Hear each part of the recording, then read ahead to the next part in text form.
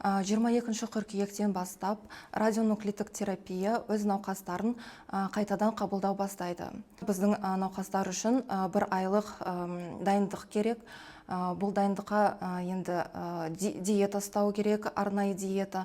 Мысалы, тұз қосылған азық-түлектерді мөлшерлерін азайту керек, және де йод қосылған азық-түлектердің мөлшерлерін азайту керек. Жұмыртқалар, ет, олардың мөлшерлерін азайту керек.